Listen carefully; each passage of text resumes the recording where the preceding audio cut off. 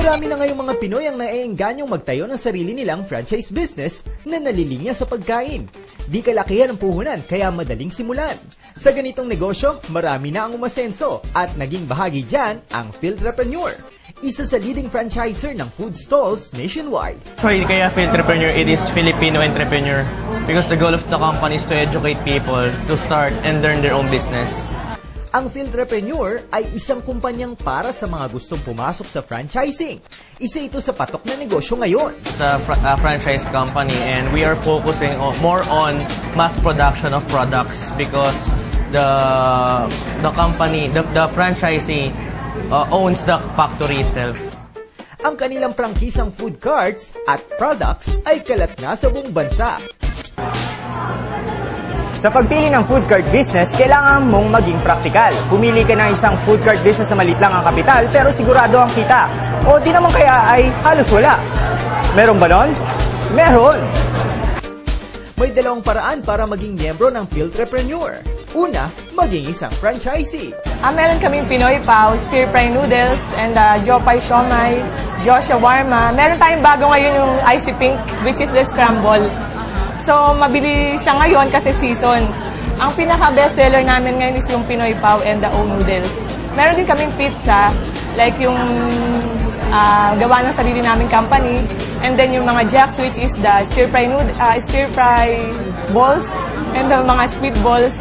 Each time mayroong bago kung ano man yung uso ngayon, we can create our own food. So, i-market natin in our own franchise. So, for me, that's the advantage of the company because the factory itself also owns the franchise. Bilang isang franchisee, para ka ng partner ng kumpanya na may napakaraming privileges. Kung may talent ka naman sa pagsasalita, bagay sa iyo ang maging sales agent at tumabo ng mga komisyon. Hindi naman natin maiwasan, may mga good side and bad side every business eh. Para sa akin, yung good side lang dito, we offer traditional business and we also offer non-traditional business. Especially for those people na gustong magnegosyo pero wala pa talagang puhunan. Yes, they can start in a non-traditional way. So if they earn, they can have a franchise. Di lang sumentro sa food business, nag-venture out din sila sa iba pang mga produkto na malaki rin ang potensyal sa market. Bukod sa food cart, meron din kaming kinikater like yung mga wellness products. Pero yun naman yung secondary namin. Like yung mga coffee, mga Kojic soap, yun. Kasama yung doon sa MLM. So once na nag-franchise kayo, kasama na sa package yung loading business. Napakahilig ng Pinoy sa pagkain, kaya ang Filtrepreneur ay laging gumagawa ng mga pagkaing siguradong papasa sa panlasang Pilipino. We invite everyone to visit our office. We are located here in 33, letter E, Annapolis Street, Green Hills, San Juan.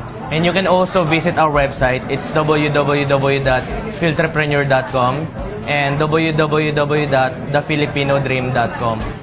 Ang Filtrepreneur team will make many Pinoys' dream to come true.